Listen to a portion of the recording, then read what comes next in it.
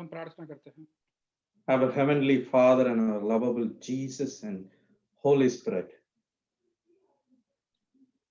प्रिय पिता परमेश्वर और हमारे पवित्र आत्मा, we need your help today, and we want you to teach us today. और पिता हम आपकी सहायता मांगते हैं। हम प्रार्थना करते हैं कि आप हमें सिखाएंगे। We all want to live by your word. और प्रभु हम आपके वचन के अनुसार चलना चाहते हैं। Let us our mind be strong in it. और प्रभु हमारा मन इसमें सिद्ध हो। Help us in our weakness, और प्रभु हमारे दुर्बलता में आप सहायता कीजिए, so that we always live by your word of God. ताकि हम प्रभु आपके वचन के अनुसार जिए। Teach us on how to live by word of God. और प्रभु कैसे हम प्रभु आपके वचन को इस्तेमाल करें, उसके अनुसार कैसे जी सके, हमें आप सिखाइए। Let only your truth be revealed, और प्रभु सिर्फ आपकी प्रभु सत्य की प्रभु आज घोषणा हो, for only your name's sake, और सिर्फ आपकी नाम की बड़ाई के लिए, for only your will to be done. और प्रभु सिर्फ आपकी इच्छा पूरी हो। Bless all the people that are going to hear this word. और प्रभु जो कोई भी प्रभु इस वचन को सुनने वाला है, उन सभी को आप आशीष दे, From today, they need to live by word of God ताकि प्रभु हम आज से आपके वचन के अनुसार जी सके, till the end, और प्रभु अंत तक, so that they can live with you forever. ताकि हम प्रभु अनंत काल तक प्रभु आपके साथ जिए। In Jesus' name I pray. Amen. यीशु मसीह के नाम से मांगते हैं, आमेन। Praise the Lord, and I thank our lovable Savior Jesus Christ for giving another opportunity to share His gospel. जय मसीह की। फिर से एक बार जैसे परमेश्वर ने हमें इस समय दिया है, उसके लिए मैं परमेश्वर की स्तुति करता हूँ। He often teaches me so many things, and He compels me to share the word of God with you and let His name only be glorified. परमेश्वर कई बार मेरे को कई उनके सत्यों को सिखाता है, ताकि मैं सीख सकूं और आप सभी से भी उसे बांट सकूं। So recently, He's been reminding me and rebuking me to live by His word of God. और परमेश्वर मुझे ये याद दिलाता आ रहा है कि मुझे परमेश्वर के वचन के अनुसार चलना है। So, as friend of you, I'm sharing what He is teaching me through His Bible. और वैसे ही मैं उसी सत्य को आप सभी से बांटना चाहता हूँ। So today's verse is from Matthew 4:4. और आज का वचन हम मत्ती की सुसमाचार चौथा अध्याय चौथी आयत में देखते हैं। We all know the whole incident between Satan and Jesus. और हमें उस पूरी कथा को जानते हैं जो कुछ शैतान और यीशु मसीह के बीच में हुआ था। We know what Jesus spoke to Satan to drive him away. और हम जानते हैं कि यीशु मसीह किस चीज को इस्तेमाल करके शैतान को भगाता है। Jesus told to Satan when he was tempting him to use his power to make the stone into bread and eat. और जब शैतान यीशु मसीह से कहता है कि इस पत्थर को जो रोटी में बदले और खाए, He used the sword of spirit, which is the word of God. तब यीशु मसीह जो है इस वचन को इस्तेमाल करते हैं। He said to Satan, "It is written." और वो शैतान से कहता है कि ऐसा लिखा है। He said, "Man does not live by bread alone, but on every word that comes from mouth of the Lord." और यीशु ने उत्तर दिया कि ऐसा लिखा है, मनुष्य केवल रोटी ही से नहीं, परंतु हर एक वचन जो परमेश्वर के मुख से निकलता है वह जीवित रहेगा। There are a lot of divine teachings in this precious word. और इसी वचन को लेके कई सारे आत्मीय सीख जो है हमें मिलते हैं। But let's dwell on the later portion of the word. Man shall not live by bread alone, but every word that proceedeth from the mouth of the God. और इस वचन के आखिरी भाग जो कहता है कि हर एक वचन जो परमेश्वर के मुंह से निकलता है उससे जीवित रहेगा, इस पर हम आज बात करेंगे। God wants us to live today without any doubt that God's word is the powerful and we need it to live forever, and we how to live that in our life. और प्रभु की इच्छा यह है कि आज जो है हम ये मान सके कि परमेश्वर का वचन ही पूरे सामर्थ्य से है, और परमेश्वर हमें इस वचन के अनुसार चलने के लिए सिखा रहा है। Before we dwell on it, let's clear some superstition that's going around this verse. और इससे पहले कि हम इस वचन पे हम अध्ययन करें, इसके अंदर जो इस पे जो अंधविश्वास है, उसको हम दूर करेंगे। Here, the first portion, God says, man shall not live by bread alone. और हम देखते हैं पहले पंक्ति में कि मनुष्य जो है वह केवल रोटी से ही नहीं, He remains the word in Deuteronomy 8:3.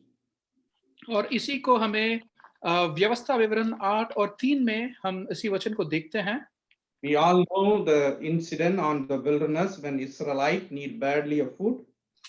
और हमें इस संदर्भ को पता है जो इस्राएली लोग जो है उनको खाने की जरूरत पड़ती है, And God sends the manna from heaven. और परमेश्वर स्वर्ग से उन्हें मन्ना भेजता है, God miraculously take the water from the rock.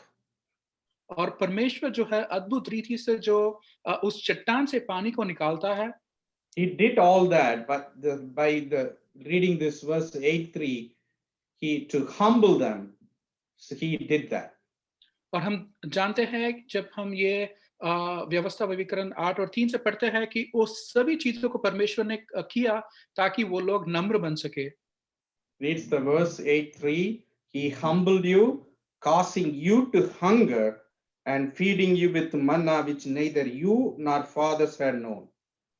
और 8 और 3 में हम देखते हैं कि वो तुझे नम्र बनाया और भूख भी होने दिया, फिर वह मन्ना जिससे ना तू और ना तेरे पुरखा ही जानते थे, To teach you that man does not live on bread alone, but on every word that comes from the mouth of the Lord. हमें सिखाने के लिए कि मनुष्य केवल रोटी से नहीं जीवित रहता है, परंतु जो वचन यहोवा के मुंह से निकलता है उनसे जीवित रहता है। So this what God teaches here and links in the temptation that Satan gives there. और यहाँ पे हम जो वचन देखते हैं और यीशु मसीह जो परीक्षा में जब पढ़ते हैं उस वचन को जब हम देखते हैं, Do not think that the bread gives you the power for your body, और हमें यह नहीं सोचना चाहिए कि रोटी ही जो है हमें हमारे शरीर को सामर्थ्य देता है, or the medicine that heals you. और या फिर एक दवा जो है हमें हमारे स्वास्थ्य को ठीक करता है। Those are all the means by which my power works in. और वो सब जो है वो एक साधन है ताकि परमेश्वर उनके द्वारा हमें काम कर सके। Just imagine such just a bread when we eat, how that becomes so nutrients that gives our flesh and blood and brain and nerve and make all that work. That is miracle of God. जब आप सोचते हैं कि जब हम सिर्फ रोटी खाते हैं, वही रोटी जो है हमारे शरीर में जाके हमें खून देता है और हमें और भी मजबूत बनाता है और हमारे सभी अंगों को मजबूत बनाता है, कि तो ये कितना अद्भुत कार्य है परमेश्वर करता है इसके साथ। Look at any food, how that becomes more nutrients, then it completely nourishes our body. और कोई भी खाने के पदार्थ हो, वो जैसे हमारे अंदर जाता है, तो वो हमारे शरीर को अंदरूनी से जो है मजबूत बनाता है और हमारा पोषण करता है। It is a perpetual work of power of God, the miracle of God that work in it. और वो लगातार जो है वो परमेश्वर की सामर्थ्य है, वो परमेश्वर की एक देन है जो वो जाके हमारे अंदर काम करता है। It's God's power inside that feeds us. और परमेश्वर का सामर्थ्य उसमें है जो हमें सहायता करता है। The first thing God wants to remain, do not think that just the bread, the food that nourishes you. Remember, I am the God that I put that means to nourish you. I can do without that, and I am doing that with my power. So it is me giving you the power of nourishment. और पहली चीज हमें परमेश्वर यह सिखा रहा है कि आप ये जानो कि जो कुछ भी रोटी आप ले रहे हो, उसका जो सामर्थ्य मिल रहा है, उससे जो सामर्थ्य मिल रहा है, वह परमेश्वर के द्वारा ही मिल रहा है, और ये बिना रोटी के भी वो परमेश्वर जो है वह सामर्थ्य को हमें दे सकता है। So by the teaching, God says, do not put the food or medicine first. Put the God first, who works by these means to heal you, to give the power. और परमेश्वर इससे हम हमें यह सिखाता है कि हमें पोषण जो खाने के पदार्थ है या फिर दवा है, उसको हम जो है पहला स्थान ना दें, लेकिन परमेश्वर के वचन को हम पहला स्थान दें, ताकि उसका वचन जो है हमारे अंदर काम कर सके। Of course, if God willeth, if He pleases, He can do without all these. अगर परमेश्वर की इच्छा है, अगर परमेश्वर की मर्ज़ी है, तो वो ज़रूर जो है बिना इस रोटी या फिर दवा का भी काम कर सकता है। But in general means, He works these things to use and show His power to heal us. और लेकिन हम साधारण सा ये देखते हैं कि परमेश्वर कई बार हमारी रोटी और दवा को इस्तेमाल करके हमें चंगा करता है और हमें ठीक करता है। He sends ravens to His servant Elijah to feed. और हम देखते हैं कि वो एलिय्याह को जो है वो उन्होंने एक पक्षी को भेजा और उसके साथ उन्होंने उन्हें खाना दिया। He chose widow to feed His servant Elijah. और हम देखते हैं कि एक विधवा के ज़रिया परमेश्वर ने एलीजा को जो है वो खिलाता है। He can do without that, but He generally uses those means, but still God gives that and puts the power in it. He works in it. और परमेश्वर जो है बिना उन चीज़ों को भी कर सकता था, लेकिन परमेश्वर ने उन साधकों का इस्तेमाल किया और उन्होंने उसे एक सामर्थ्य की तरह इस्तेमाल करके हम देखते हैं कि वो एलीजा को जो है वो पोषण करता है। So the teaching is when there is a food thing and God, you need to choose God because the God gives the powers to that food to make your body work. So don't go after the food, leaving the God. That's what God, Jesus said to Satan to drive away first thing. तो When हम he was tempting him.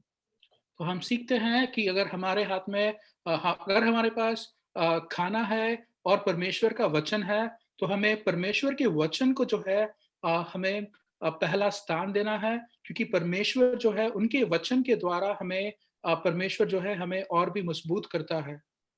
That's what Jesus teaches again in Matthew 6. Do not worry about what you eat, what you live. When God is feeding all the birds, so why can't He feed you? So His teaching is here. We should not interfere that, okay, we should not eat, we should not take medicine because God will do without that. Definitely He will do it, but His general way of working is using this means. So trust God in His own way, not your way. और हम देखते हैं मत्ती की सुसमाचार 6 अध्याय में कि परमेश्वर पक्षियों को कहता है कि क्या आप उन्हें नहीं देखते जैसे वो बिना कोई चिंता के जीते हैं। वैसे ही जो है इसका मतलब ये नहीं है कि हमें अपने रोटी को भूलना है, रोटी को छोड़ देना है और सिर्फ परमेश्वर के वचन को ही नहीं, बल्कि उसका मतलब ये है कि हम जो है अपनी स्थान जो है परमेश्वर के वचन को अधिक हमें प्रमुख मानना है। The same way, we should not be thinking that just the food and medicine heals it. It's a God feed us. It's a God heals us. और वैसे ही सिर्फ रोटी और दवा ही हमें चंगा नहीं करता है, लेकिन परमेश्वर और परमेश्वर का वचन जो है, वह हमें चंगा करता है। He uses those means to help us. और वह जो है कई सारे साधनाओं को इस्तेमाल करता है और हमें ठीक करता है। Now let's move on to the word that God wants us to send us home. चलो हम और एक वचन को देखते हैं। The God gives power to the bread, but He gives a million times more power to the word that comes from His mouth. जो परमेश्वर जो है, वो रोटी को सामर्थ्य देता है, वैसे ही परमेश्वर अधिक से अधिक सामर्थ्य जो है, उसके वचन में हमें दिया है। The people don't believe in it, laugh at it. और जो लोग इसके विश्वास नहीं रखते हैं, वो इस पे हँसते हैं। Every redeemed soul knows that and realize that and witness that in their soul the power of word of God. लेकिन हर कोई विश्वासी जो इसे मानता है, वो अंदर ही अंदर जानता है कि परमेश्वर का वचन कितना सामर्थ्य से भरा है। As a man, we speak so many words and give so many promises. और एक मनुष्य जैसे हम कई सारे बातों को बोलते हैं और हम भी कई सारे वायदे को करते हैं। How many times we are able to keep our word? और कितने बार हम उसी बात पे जो हम अटके रहते हैं या फिर उसी बात पे हम रहते हैं। Even if he wants to keep our word, और चाहे हम ये चाहते हैं कि हम उस बात पे रहे, How many times we are able to keep the word? और कितने बार हम उस बात को पूरा कर सकते हैं? There are so many boastful moral speakers in this world. How many times what they speak, at least can they keep that word? और हम देखते हैं इस संसार में कई सारे ऐसे प्रवक्ता है जो बोलते रहे हैं, क्या वो उस बात पे रह सकते हैं? Because the word of man is feeble. और क्योंकि जो मनुष्य का वचन जो है वो बहुत ही कमजोर है, He wishes thousands things inside our heart.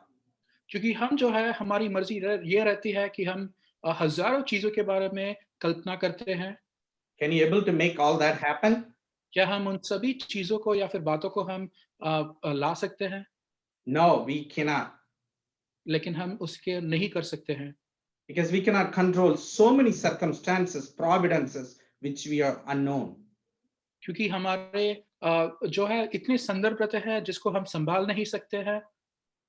But the God, if He will it, He wishes it, whatever He speaks, it's truth. But whatever He speaks, the word of God, He sends with power. अगर लेकिन परमेश्वर की मर्जी हो और परमेश्वर की इच्छा हो, तो वो जो है परमेश्वर हमेशा सत्य बोलता है और वह उस वचन को सामर्थ्य के साथ बेचता है। He is powerful. और परमेश्वर जो है शक्तिशाली है So His word is not feeble. और उसका वचन जो है वो कमजोर नहीं है, His word is full of truth because He is no wicked, He is holy. क्योंकि और परमेश्वर का वचन सत्य से भरा हुआ है, वो पवित्र है। He is not like a man, just speak the word and go. He speak the word and sends with power to make that word stand forever. और वो एक सिर्फ मनुष्य की तरह बात नहीं करता है, लेकिन वो कुछ बोलता है उसके वचन के द्वारा और उसी वचन जो है वो सामर्थ्य से आता है और वह उन सभी चीजों को पूरा करता है। The grass may wither, the flower that may fade, but the word of God stand forever and ever. और हम देखते हैं कि एक फूल जो है वो खिलता है, सूख जाता है, लेकिन परमेश्वर का वचन जो है वो अनंत काल के लिए है। He and His word does not change. और परमेश्वर का वचन कभी बदलता नहीं है। Man word can change, but God word cannot change. मनुष्य का वचन बदलता है, लेकिन परमेश्वर का वचन सदा के लिए है। And also His word is very powerful, as we know, Hebrews 4:12. और परमेश्वर का वचन बहुत ही सामर्थ्य से भरा है, जैसे ही हम इब्रानियों को लिखा हुआ 4 और 12 में देखते हैं। For the word of God is quick and powerful and sharper than two-edged sword. और यहाँ पे हम देखते हैं कि परमेश्वर का वचन जो है वो सामर्थ्य से भरा हुआ है और वो दो-धारी तलवार से भी बहुत चौका है। So do not doubt the word of God will not have power. और तो हमें इस संदेह को दूर करना है कि क्या परमेश्वर के वचन में मजबूती है या फिर सत्य है। Even if you are troubled and the circumstances oppresses you, let's remind His word is powerful and stand forever. चाहे हम परिस्थितियों जो है वो हम कठिनाइयों के द्वारा चल रहे हों, फिर भी हमें यह मानना है और हमें ज़रूर याद रखना है कि परमेश्वर का वचन जो है वो सत्य है और वो सामर्थ्य से भरा हुआ है। Because He speaks the word as He wishes. क्योंकि वह अपने वचन को देता है जैसे उनकी इच्छा के अनुसार, Since He will it, He sends the word with His power. और क्योंकि उसकी मर्जी है तो वह अपने वचन को सामर्थ्य के साथ बेचता है। Since He is powerful and He will it, He will make that word stand forever and work in it. और वह सामर्थ्य से और उसकी मर्जी के अनुसार जैसे वचन को बेचता है, तो उसे सदा के लिए उसे पूरा करता है। So let's clear that doubt and go strong that word of God is forever strong and powerful. तो हम उस संदेह को दूर करते हैं और ये फिर से याद रखते हैं कि परमेश्वर का वचन जो है वो सदा के लिए है और वो सदा सत्य है। As the time is limited, let's go on to the main topic. और जैसे हमारे पास थोड़ा ही समय है तो हम आज के मुख्य अंशों को देखते हैं How to live on the word. कि हम परमेश्वर के वचन पर कैसे जी सके Why do we need to live on the word? और परमेश्वर के वचन पे हमें क्यों जीना है। Let's quickly think about why do we need to live on the word. तो हमें परमेश्वर के वचन के अनुसार क्यों चलना है। Let all you test your heart. क्या हम सभी अपने हृदय को जान सकते हैं How did you get the faith in Jesus? कि हमें यीशु मसीह पे कैसे हमने विश्वास को पाया है Who begins that faith and by which? और कैसे हमने उस पे विश्वास प्राप्त किया है। By some means, the word of God spoke to you. The faith started by Holy Spirit in Jesus Christ. और हमें पता है कि ये परमेश्वर का वचन जो है वही हमारे अंदर विश्वास लाता है और यीशु मसीह पे विश्वास करने के लिए हमें सहायता करता है। In Romans 10:17, we hear, faith comes from hearing the message. The message is heard through word about Jesus Christ. और रोमियो की पत्री में हम देखते हैं 10 और 17 में कि विश्वास जो है वो प्रभु के वचन सुनने से आता है और जब हम प्रभु के वचन सुनते हैं तो और भी वो हमें विश्वास देता है। And also Ephesians 1:13, और ऐसे ही हम एफिसियों को लिखा हुआ पत्री 1 और 13 में देखते हैं, in whom ye also trusted, after that ye heard the word of truth, the gospel of your salvation, in whom also after that ye believed, you are sealed with Holy Spirit. वहां पे हम देखते हैं कि और उसी में तुम पर भी जब तुमने सत्य का वचन सुना और तुम्हारे उद्धार का सुसमाचार है जिस पर तुमने विश्वास किया। So what it teaches is you start faith in Jesus by hearing the word of God with the assistance of Holy Spirit. और हम यह सीखते हैं कि यीशु मसीह में जो विश्वास हम रखते हैं वो परमेश्वर के वचन से ही शुरू होता है। So the faith comes start by the word of God, और क्योंकि वो परमेश्वर के वचन के अनुसार ही उससे ही शुरू होता है। it can be sustained also by the word of God. और विश्वास जो है हमारे हमारे अंदर बनने रखने के लिए जो है वो परमेश्वर का वचन ही हमें सहायता करता है। It can stand strong till the end by the word of God. और हम जो है सिद्ध बन सकते हैं और हमेशा सिद्ध रह सकते हैं जब हम परमेश्वर के वचन के अनुसार चले। By living on the word of God. और जब हम परमेश्वर के वचन के अनुसार चलते हैं You get sanctification by the word of God. और हम पवित्रता में भी सिद्ध होते हैं परमेश्वर के वचन के अनुसार। And Jesus Christ prayed to the Lord for his disciple in John 17:17. He said, "O Lord, sanctify them by thy truth. Your word is truth." और हम देखते हैं जब यीशु मसीह उनके चेलों के लिए प्रार्थना करते हैं कि हे परमेश्वर इन्हें सिद्ध करे, पवित्र बनाए और आपका वचन ही पवित्र है। So we need word to start the faith and to stand in the faith till the end to get sanctification. We all need word of God throughout our spiritual life. तो हम जो है परमेश्वर का वचन से ही हम पवित्र बन सकते हैं और प्रभु में सिद्ध होने के लिए वचन ही हमारी सहायता करता है। So do not trust your work, do not trust your feeling, trust only Jesus and the word of God. तो हमें अपने कामों पे नहीं या फिर अपने भावनाओं पे नहीं, लेकिन परमेश्वर के वचन पे हमें भरोसा रखना है। So when Jesus says every word, he says every word that revealed in Bible. और जब यीशु मसीह कहता है कि हर एक वचन, उससे ये मतलब है कि हर एक वचन जो इस पवित्र शास्त्र में लिखा हुआ है, Every word that is teaching, rebuking, promises, and good testimonies and bad testimonies, the history, the Old Testament and New Testament, everything we need it. That's what he meant, every word of God. और हर एक वचन का मतलब यह है कि इस पवित्र शास्त्र में जो कोई भी लिखा हुआ है, वो जो इतिहास हो, नया नियम या फिर पुराना नियम, चाहे वो अपने लिए जो सीख देता है या फिर वायदे है और जो गवाही है इसमें लिए, वो सब जो कुछ भी है, वो हमारे लिए हर एक वचन जो है वो हमें पढ़ना है और इसके अनुसार चलना है। Do not neglect any word of God. Often I found amazing, God teaches me a lot by bad testimonies from Old Testament. और किसी भी वचन को जो है हमें अनदेखा नहीं करना है क्योंकि कई बार परमेश्वर मुझे जो कोई भी बुरे या गवाही है यहाँ पे उससे भी परमेश्वर हमें सीख देता है। Rebukes me a lot by showing Pharisees.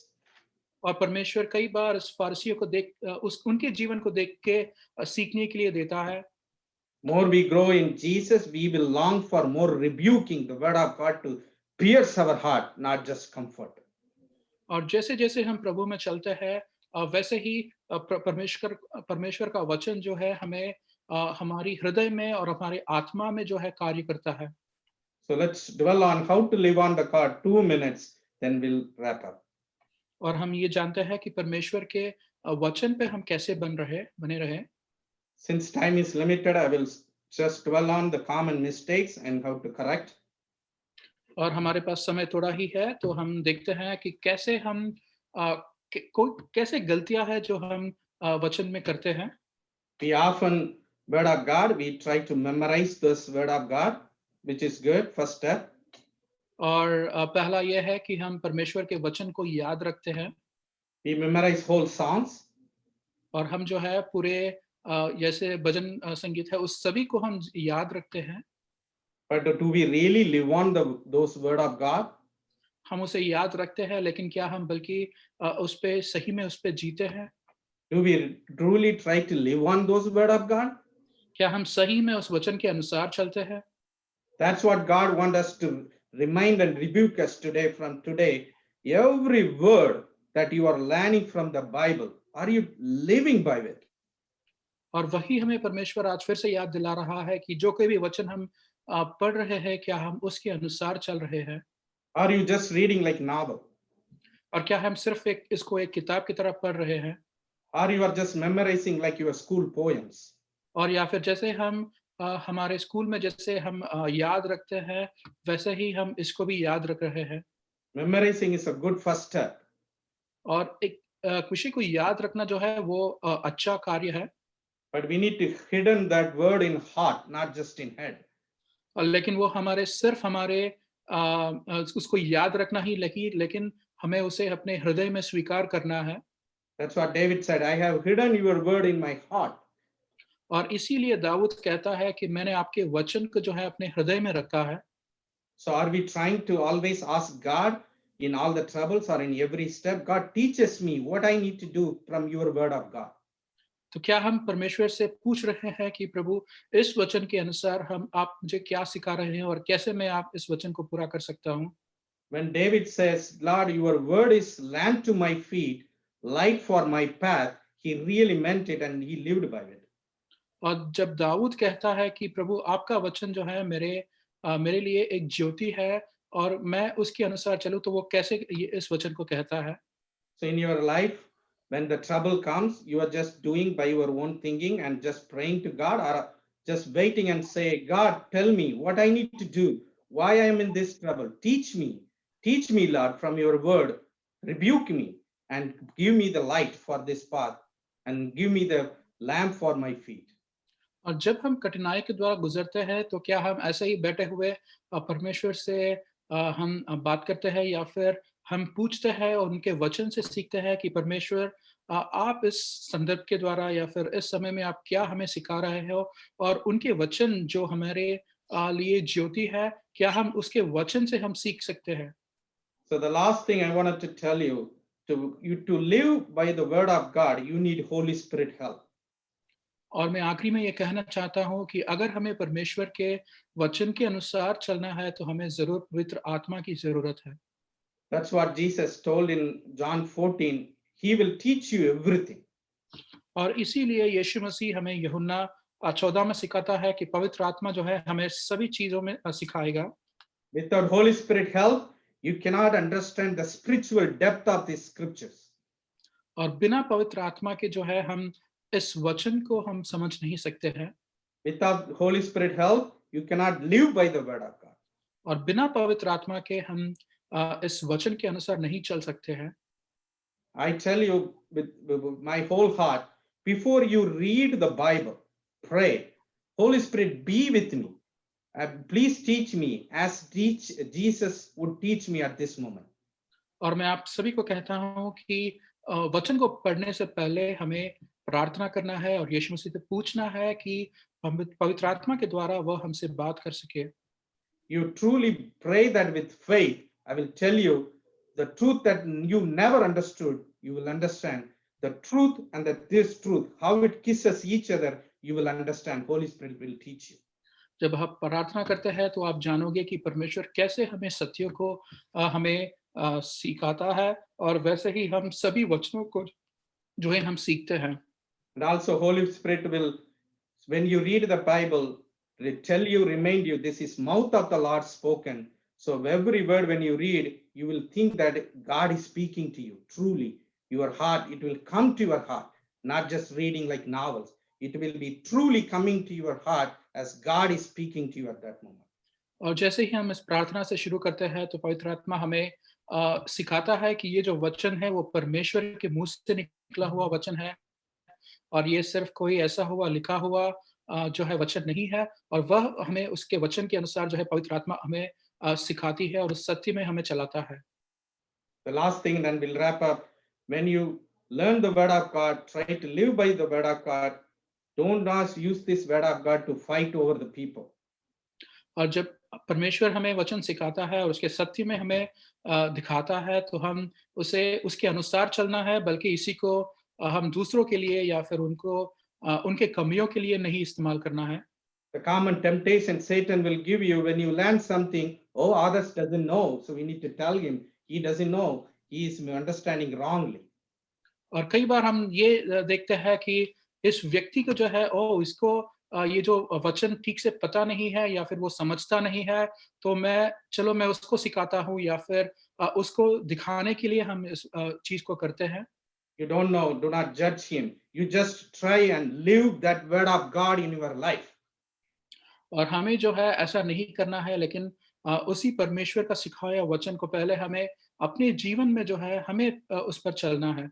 If God will, he will make you teach to him. But first you try to live by that word of God in your life. अगर परमेश्वर की मर्जी है तो वो ज़रूर किसी और को भी सिखाने के लिए मदद करेगा, लेकिन पहली परमेश्वर की इच्छा है कि हम उसके अनुसार चलें। Do not argue and pray to God. Lord, if somebody argues with you, Lord, if my understanding is wrong, you teach me. If my friend others' understanding is wrong, you teach him. Let our love be united. Always let truth kiss each other. Your believers be united. Kneel him. God will teach him if he understood wrong. If I understood wrong, he will teach you. और वैसे ही हमें हमेशा प्रार्थना करना है कि हमें किसी से झगड़ना नहीं है, लेकिन प्रार्थना करना है कि परमेश्वर अगर उनकी समझ गलत है तो आप उन्हें सिखाएँ या फिर ऐसे ही प्रार्थना करना है कि परमेश्वर मुझे समझ दे ताकि मैं सत्य को जान सकूँ।